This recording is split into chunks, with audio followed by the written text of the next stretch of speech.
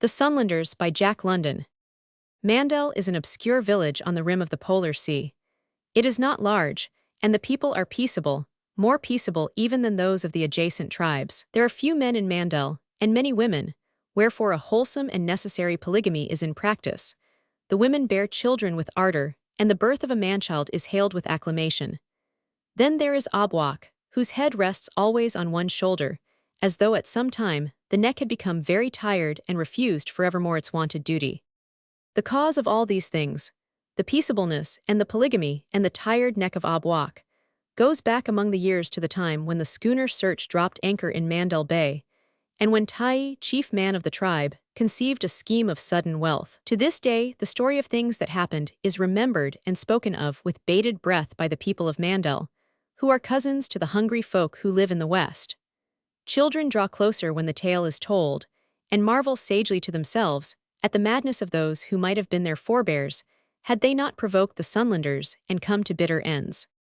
It began to happen when 6 men came ashore from the Search, with heavy outfits, as though they had come to stay, and quartered themselves in Niga's igloo. Not but that they paid well in flour and sugar for the lodging, but Niga was aggrieved because Mesachi, his daughter, elected to cast her fortunes and seek food and blanket with Billman, who was leader of the party of white men. She is worth a price, Niga complained to the gathering by the council fire when the 6 white men were asleep. She is worth a price, for we have more men than women, and the men be bidding high. The hunter Aunink offered me a kayak, new made, and a gun which he got in trade from the hungry folk. This was I offered, and behold, now she is gone and I have nothing. I too did bid for Mesachi, grumbled a voice, in tones not altogether joyless, and Pilo shoved his broad-cheeked, jovial face for a moment into the light. Thou too, Niga affirmed.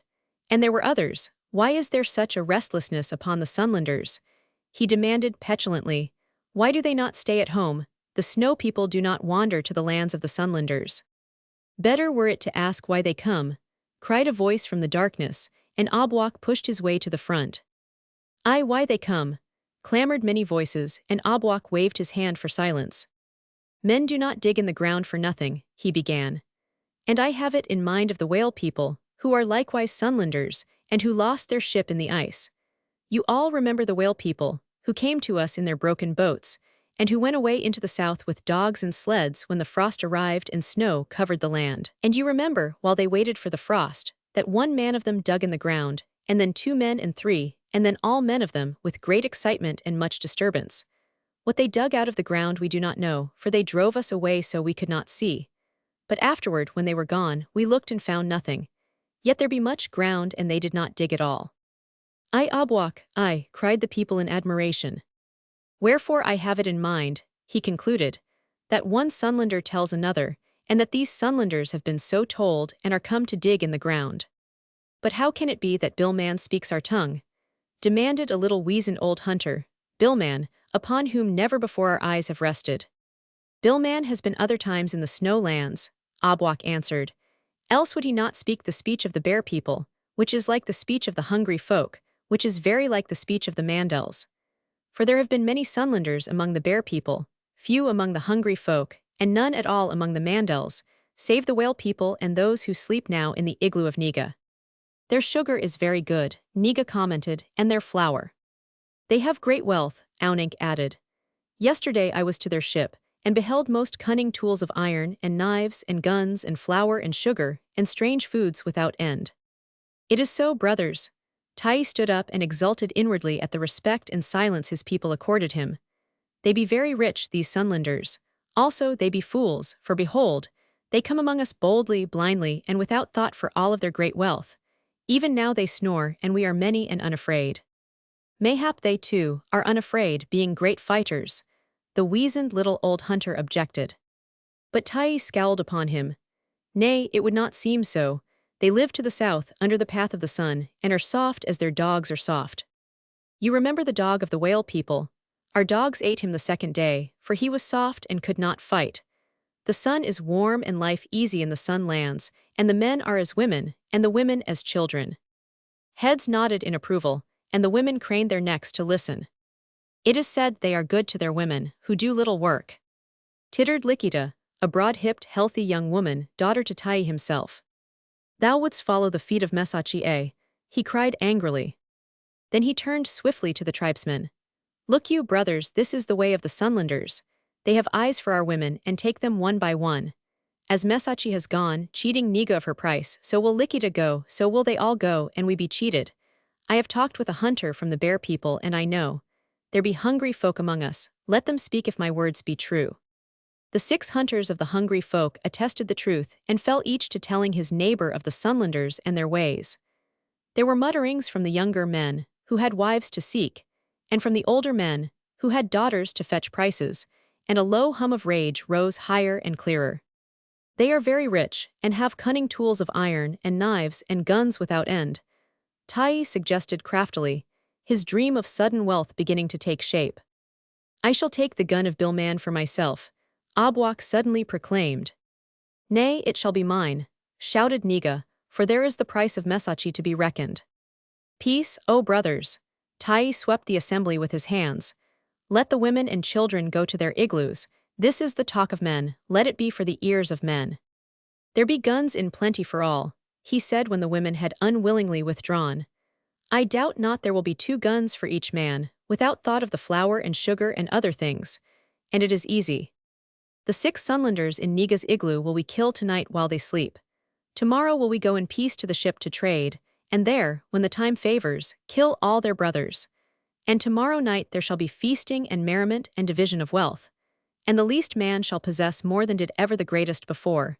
Is it wise, that which I have spoken, brothers? A low growl of approval answered him, and preparation for the attack was begun.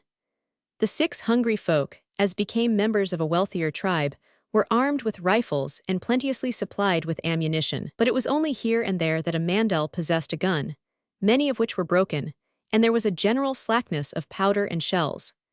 This poverty of war weapons, however, was relieved by myriads of bone-headed arrows and casting spears for work at a distance, and for close quarters, steel knives of Russian and Yankee make.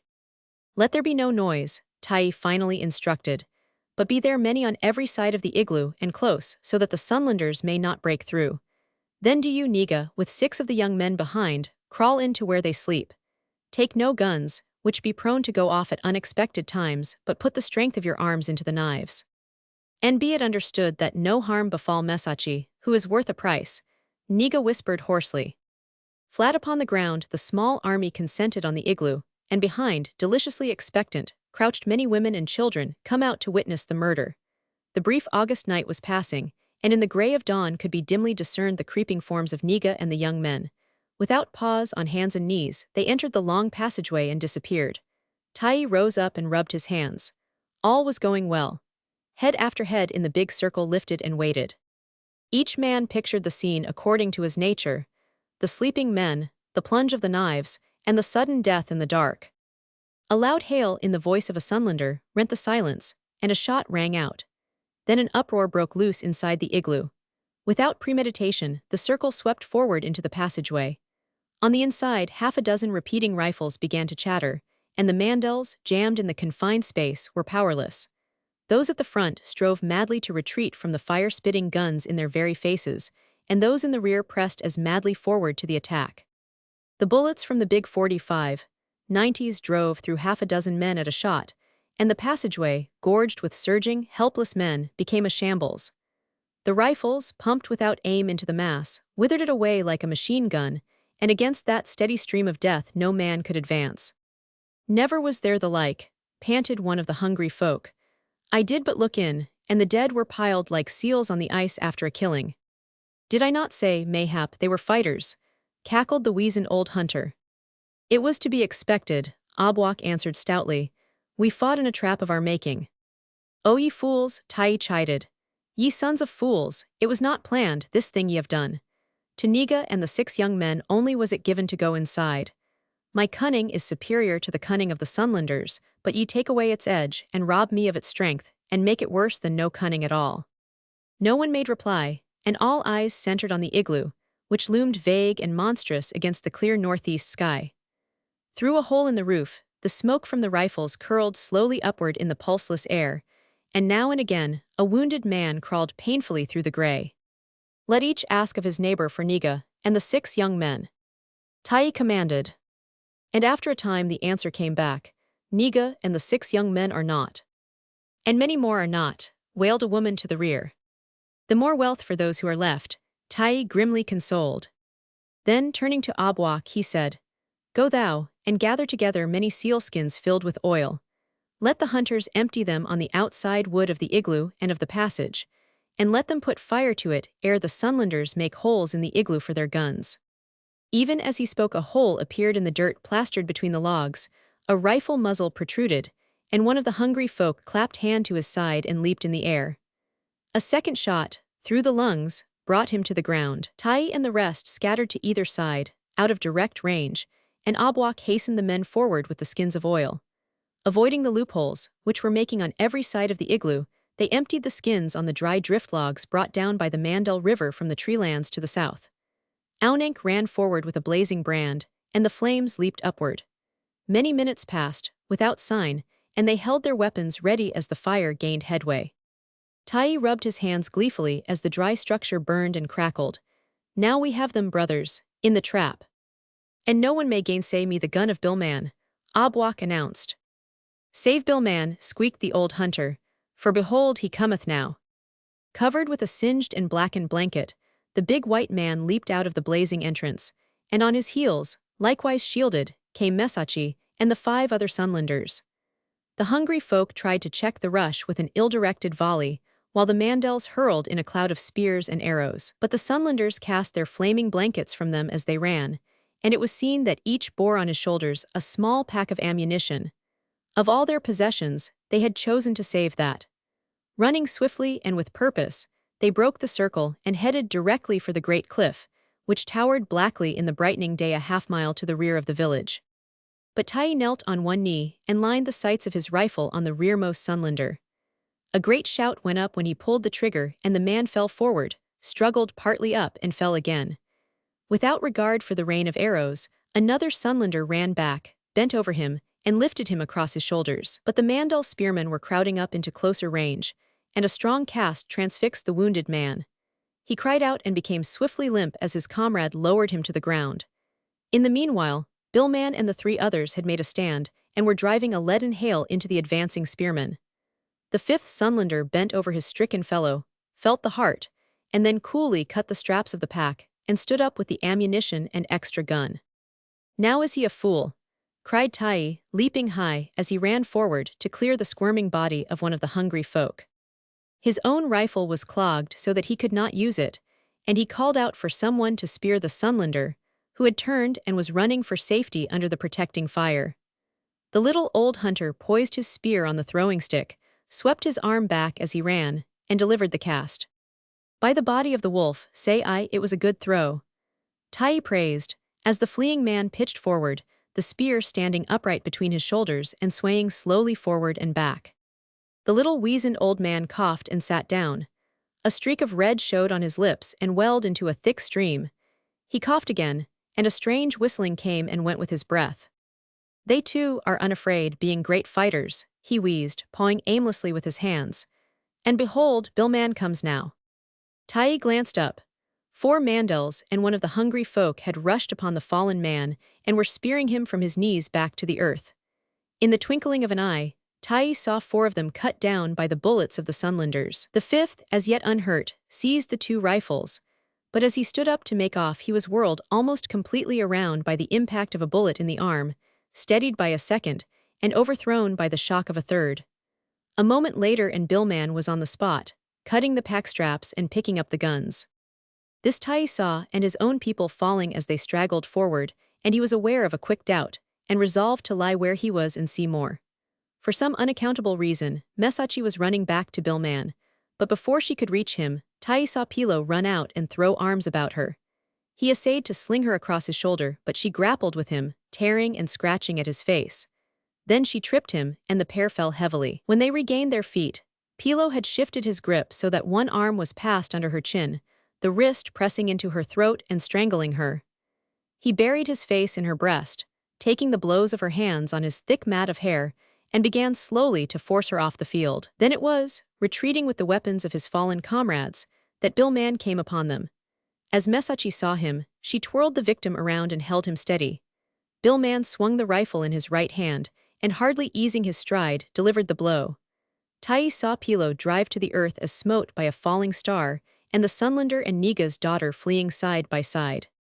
A bunch of Mandels, led by one of the hungry folk, made a futile rush which melted away into the earth before the scorching fire. Tai caught his breath and murmured, like the young frost in the morning sun. "As I say, they are great fighters," the old hunter whispered weakly, far gone in hemorrhage. "I know, I have heard. They be sea robbers and hunters of seals, and they shoot quick and true, for it is their way of life and the work of their hands." Like the young frost in the morning sun, Tai repeated, crouching for shelter behind the dying man and peering at intervals about him. It was no longer a fight, for no Mandel man dared venture forward, and as it was, they were too close to the Sunlanders to go back.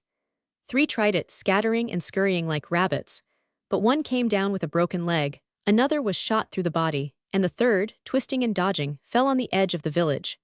So the tribesmen crouched in the hollow places and burrowed into the dirt in the open, while the Sunlanders' bullets searched the plain. "Move not," Tai pleaded, as Obwak came worming over the ground to him. "Move not, good Obwak, else you bring death upon us." "Death sits upon many," Obwak laughed. "Wherefore, as you say, there will be much wealth in division. My father breathes fast and short behind the big rock yon, and beyond, twisted like in a knot, lieth my brother. But their share shall be my share, and it is well. As you say, good Obwak, and as I have said. But before division must come that which we may divide, and the Sunlanders be not yet dead." A bullet glanced from a rock before them, and singing shrilly, rose low over their heads on its second flight. Tai ducked and shivered, but Obwak grinned and sought vainly to follow it with his eyes. "So swiftly they go, one may not see them," he observed. "But many be dead of us," Tai went on. "And many be left," was the reply. "And they hug close to the earth, for they have become wise in the fashion of writing. Further, they are angered. Moreover, when we have killed the Sunlanders on the ship, there will remain but 4 on the land. These may take long to kill, but in the end it will happen. How may we go down to the ship, when we cannot go this way or that?" Tai questioned. "It is a bad place where lie Billman and his brothers," Obwak explained. "We may come upon them from every side, which is not good." So they aim to get their backs against the cliff, and wait until their brothers of the ship come to give them aid. Never shall they come from the ship, their brothers, I have said it. Tai was gathering courage again, and when the Sunlanders verified the prediction by retreating to the cliff, he was light-hearted as ever. "There be only 3 of us," complained one of the hungry folk as they came together for counsel. "Therefore, instead of 2, shall you have 4 guns each," was Tai's rejoinder. "We did good fighting." "Aye, and if it should happen that 2 of you be left, then will you have 6 guns each. Therefore fight well." "And if there be none of them left," Obwak whispered slyly. "Then will we have the guns, you and I," Tai whispered back. However, to propitiate the hungry folk, he made one of them leader of the ship expedition. This party comprised fully 2/3 of the tribesmen, and departed for the coast, a dozen miles away, laden with skins and things to trade. The remaining men were disposed in a large half-circle about the breastwork which Billman and his Sunlanders had begun to throw up. Tai was quick to note the virtues of things, and at once set his men to digging shallow trenches. "The time will go before they are aware," he explained to Obwak. "And their minds being busy, they will not think overmuch of the dead that are, nor gather trouble to themselves. And in the dark of night they may creep closer, so that when the Sunlanders look forth in the morning light they will find us very near." In the midday heat, the men ceased from their work and made a meal of dried fish and seal oil which the women brought up. There was some clamor for the food of the Sunlanders in the igloo of Niga, but Tai refused to divide it until the return of the ship party. Speculations upon the outcome became rife, but in the midst of it a dull boom drifted up over the land from the sea. The keen-eyed ones made out a dense cloud of smoke, which quickly disappeared, and which they averred was directly over the ship of the Sunlanders. Tai was of the opinion that it was a big gun. Obwak did not know, but thought it might be a signal of some sort. Anyway, he said, it was time something happened. 5 or 6 hours afterward a solitary man was descried coming across the wide flat from the sea, and the women and children poured out upon him in a body. It was Aunank, naked, winded and wounded. The blood still trickled down his face from a gash on the forehead. His left arm, frightfully mangled, hung helpless at his side. But most significant of all, there was a wild gleam in his eyes which betokened the women knew not what. "Where be Peshach?" an old squaw queried sharply. "And Alatli, and Palek, and Makuk," the voices took up the cry. But he said nothing, brushing his way through the clamorous mass and directing his staggering steps toward Tai. The old squaw raised the wail, and one by one the women joined her as they swung in behind. The men crawled out of their trenches and ran back to gather about Tai, and it was noticed that the Sunlanders climbed upon their barricade to see. Aunank halted, swept the blood from his eyes and looked about. He strove to speak, but his dry lips were glued together.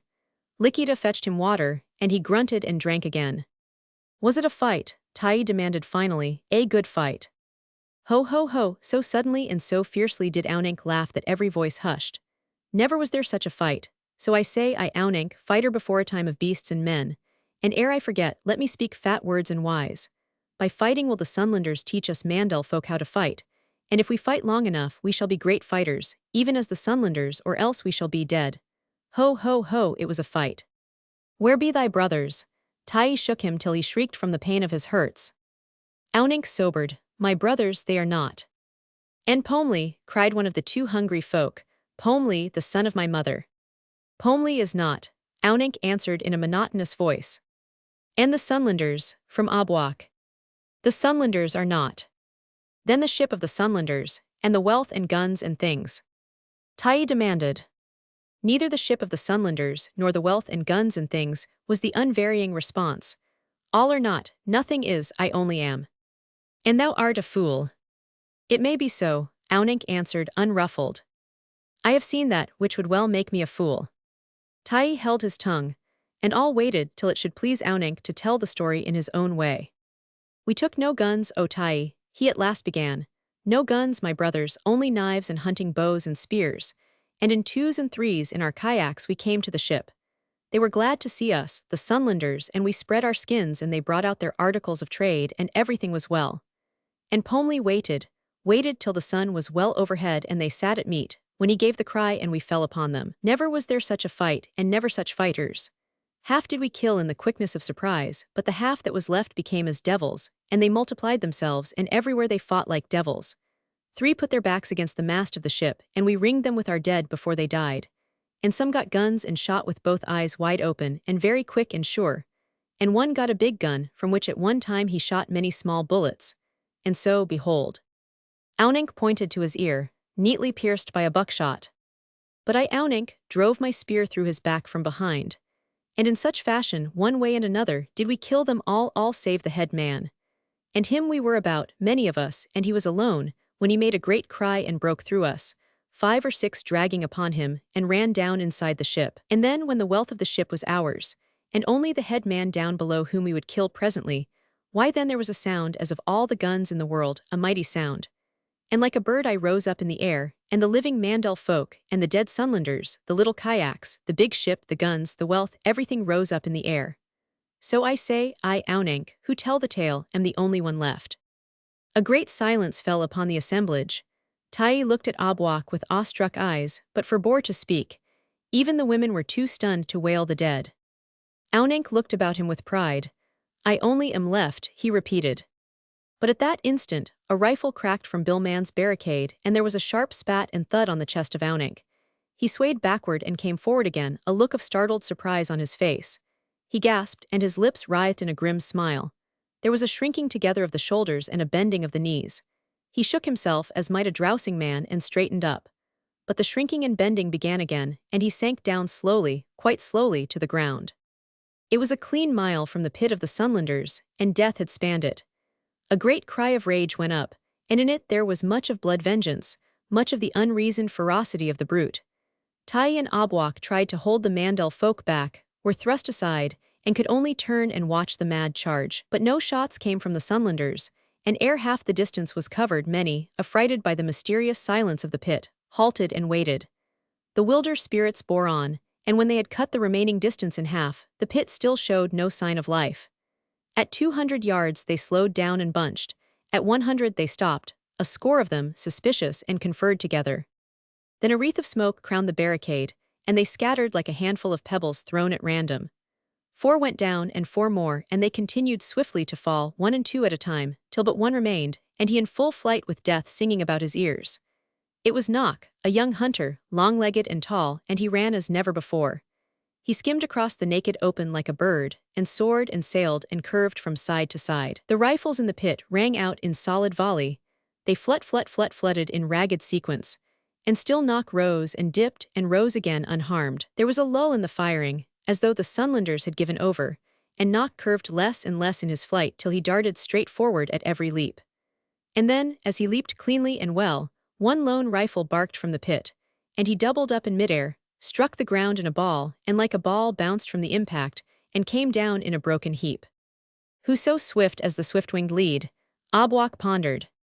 Tai grunted and turned away. The incident was closed and there was more pressing matter at hand. 1 hungry man and 40 fighters, some of them hurt, remained, and there were 4 Sunlanders yet to reckon with. "We will keep them in their hole by the cliff," he said, "and when famine has gripped them hard we will slay them like children." "But of what matter to fight?" queried Aluf, one of the younger men. "The wealth of the Sunlanders is not. Only remains that in the igloo of Niga, a paltry quantity." He broke off hastily, as the air by his ear split sharply to the passage of a bullet. Tai laughed scornfully. "Let that be thy answer. What else may we do with this mad breed of Sunlanders which will not die?" "What a thing is foolishness!" Aluf protested, his ears furtively alert for the coming of other bullets. "It is not right that they should fight so, these Sunlanders. Why will they not die easily? They are fools not to know that they are dead men, and they give us much trouble. We fought before for great wealth. We fight now that we may live." Obwalk summed up succinctly. That night there was a clash in the trenches, and shots exchanged. And in the morning the igloo of Niga was found empty of the Sunlanders' possessions. These they themselves had taken, for the signs of their trail were visible to the sun. Aluf climbed to the brow of the cliff to hurl great stones down into the pit, but the cliff overhung, and he hurled down abuse and insult instead, and promised bitter torture to them in the end. Billman mocked him back in the tongue of the bear folk, and Tai, lifting his head from a trench to see, had his shoulder scratched deeply by a bullet. And in the dreary days that followed, and in the wild nights when they pushed the trenches closer, there was much discussion as to the wisdom of letting the Sunlanders go. But of this they were afraid, and the women raised a cry always at the thought this much they had seen of the Sunlanders. They cared to see no more. All the time the whistle and blub of bullets filled the air, and all the time the death list grew. In the golden sunrise came the faint, far crack of a rifle, and a stricken woman would throw up her hands on the distant edge of the village. In the noonday heat, men in the trenches heard the shrill sing-song and knew their deaths. Or in the gray afterglow of evening, the dirt kicked up in puffs by the winking fires. And through the nights the long wahoo-ha of mourning women held dolorous sway. As Tai had promised, in the end famine gripped the Sunlanders. And once, when an early fall gale blew, one of them crawled through the darkness past the trenches and stole many dried fish. But he could not get back with them, and the sun found him vainly hiding in the village.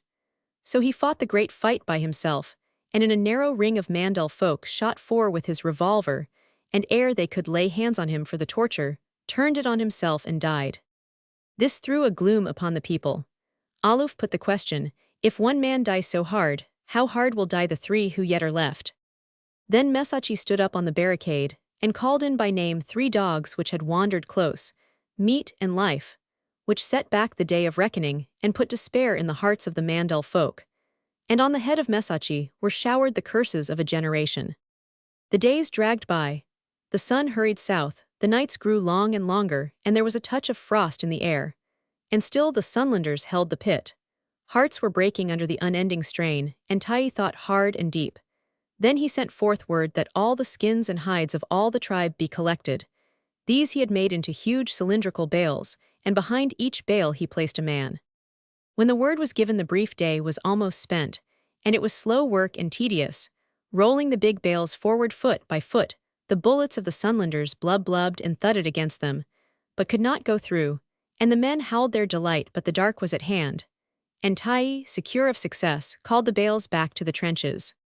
In the morning, in the face of an unearthly silence from the pit, the real advance began.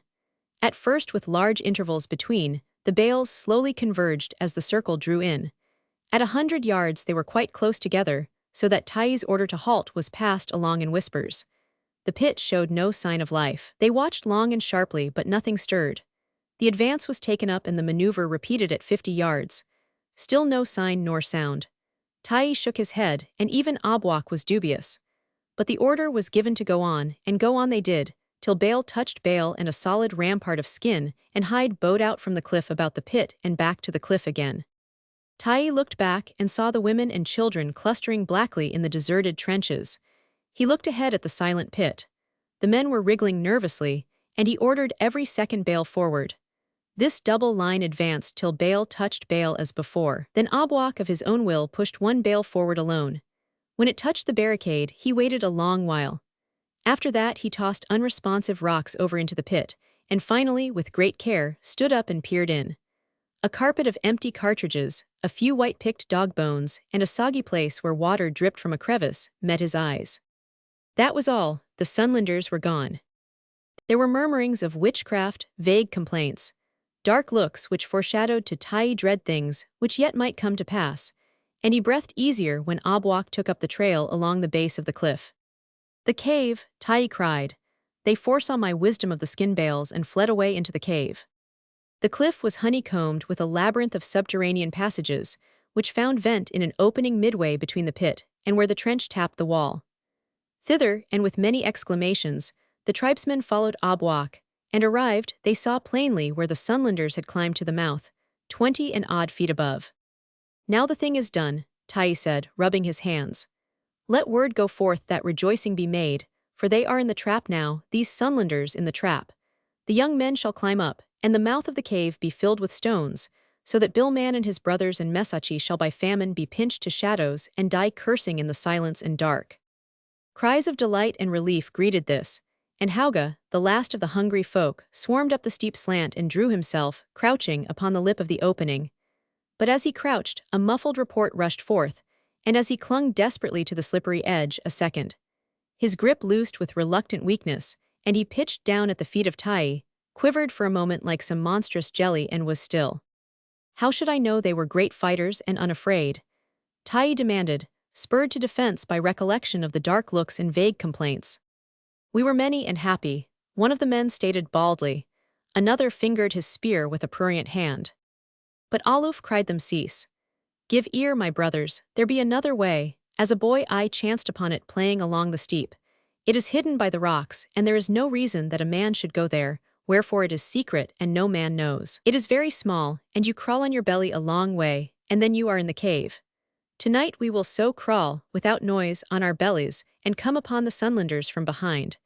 And tomorrow we will be at peace, and never again will we quarrel with the Sunlanders in the years to come." "Never again," chorused the weary men. "Never again," and Tai joined with them. That night, with the memory of their dead in their hearts, and in their hands stones and spears and knives, the horde of women and children collected about the known mouth of the cave. Down the 20 and odd precarious feet to the ground no Sunlander could hope to pass and live. In the village remained only the wounded men, while every able man, and there were 30 of them, followed Aluf to the secret opening. 100 feet of broken ledges and insecurely heaped rocks were between it and the earth, and because of the rocks, which might be displaced by the touch of hand or foot, but one man climbed at a time. Aluf went up first, called softly for the next to come on, and disappeared inside. A man followed, a second and a third, and so on, till only Tai remained. He received the call of the last man, but a quick doubt assailed him and he stayed to ponder. Half an hour later he swung up to the opening and peered in. He could feel the narrowness of the passage, and the darkness before him took on solidity. The fear of the walled-in earth chilled him, and he could not venture. All the men who had died, from Niga the first of the Mandels, to Hauga the last of the hungry folk, came and sat with him, but he chose the terror of their company rather than face the horror which he felt to lurk in the thick blackness. He had been sitting long when something soft and cold fluttered lightly on his cheek, and he knew the first winter's snow was falling. The dim dawn came, and after that the bright day, when he heard a low guttural sobbing, which came and went at intervals along the passage, and which drew closer each time and more distinct. He slipped over the edge, dropped his feet to the first ledge, and waited. That which sobbed made slow progress, but at last, after many halts, it reached him, and he was sure no Sunlander made the noise. So he reached a hand inside, and where there should have been a head felt the shoulders of a man uplifted on bent arms.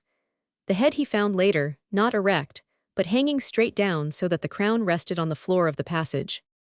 "Is it you, Tai?" the head said. "For it is I, Obwak, who am helpless and broken as a rough-flung spear. My head is in the dirt, and I may not climb down unaided." Tai clambered in, dragged him up with his back against the wall, but the head hung down on the chest and sobbed and wailed. Aiuo, Aiuo. It went Olive forgot, for Mesachi likewise knew the secret and showed the Sunlanders, else they would not have waited at the end of the narrow way. "Wherefore I am a broken man and helpless, Aiuo, Aiuo." "And did they die, the cursed Sunlanders, at the end of the narrow way?" Tai demanded. "How should I know they waited?" Obwak gurgled. "For my brothers had gone before, many of them, and there was no sound of struggle. How should I know why there should be no sound of struggle? And ere I knew, 2 hands were about my neck so that I could not cry out and warn my brothers yet to come. And then there were 2 hands more on my head, and 2 more on my feet. In this fashion the 3 Sunlanders had me. And while the hands held my head in the one place, the hands on my feet swung my body around, and as we wring the neck of a duck in the marsh, so my week was wrung. But it was not given that I should die," he went on, a remnant of pride yet glimmering. "I only am left. Aluf and the rest lie on their backs in a row, and their faces turn this way and that, and the faces of some be underneath where the backs of their heads should be. It is not good to look upon, for when life returned to me I saw them all by the light of a torch which the Sunlanders left, and I had been laid with them in the row." So, Tai mused, too stunned for speech. He started suddenly, and shivered, for the voice of Billman shot out at him from the passage. "It is well," it said. "I look for the man who crawls with the broken neck, and lo, do I find Tai. Throw down thy gun, Tai, so that I may hear it strike among the rocks." Tai obeyed passively, and Billman crawled forward into the light. Tai looked at him curiously. He was gaunt and worn and dirty, and his eyes burned like twin coals in their cavernous sockets. "I am hungry, Tai," he said, "very hungry." "And I am dirt at thy feet," Tai responded. "Thy word is my law. Further I commanded my people not to withstand thee, I counseled." But Billman had turned and was calling back into the passage. "Hey! Charlie, Jim, fetch the woman along and come on. We go now to eat," he said, when his comrades and Mesachi had joined him. Tai rubbed his hands deprecatingly. "We have little, but it is thine." "After that we go south on the snow," Billman continued. "May you go without hardship, and the trail be easy. It is a long way. We will need dogs and food much. Thine the pick of our dogs, and the food they may carry." Billman slipped over the edge of the opening, and prepared to descend. "But we come again, Tai. We come again, and our days shall be long in the land." And so they departed into the trackless south, Billman, his brothers and Mesachi. And when the next year came, the search number 2 rode at anchor in Mandel Bay. The few Mandel men, who survived because their wounds had prevented their crawling into the cave, went to work at the best of the Sunlanders and dug in the ground. They hunt and fish no more, but receive a daily wage, with which they buy flour, sugar, calico, and such things which the search number 2 brings on her yearly trip from the Sunlands. And this mine is worked in secret, as many Northland mines have been worked, and no white man outside the company, which is Billman, Jim, and Charlie, knows the whereabouts of Mandel on the rim of the polar sea. Obwak still carries his head on one shoulder, is become an oracle, and preaches peace to the younger generation, for which he receives a pension from the company. Tai is foreman of the mine, but he has achieved a new theory concerning the Sunlanders. "They that live under the path of the sun are not soft," he says, smoking his pipe and watching the day shift take itself off and the night shift go on. "For the sun enters into their blood and burns them with a great fire till they are filled with lusts and passions. They burn always, so that they may not know when they are beat. Further, there is an unrest in them, which is a devil, and they are flung out over the earth to toil and suffer and fight without end. I know, I am Tai."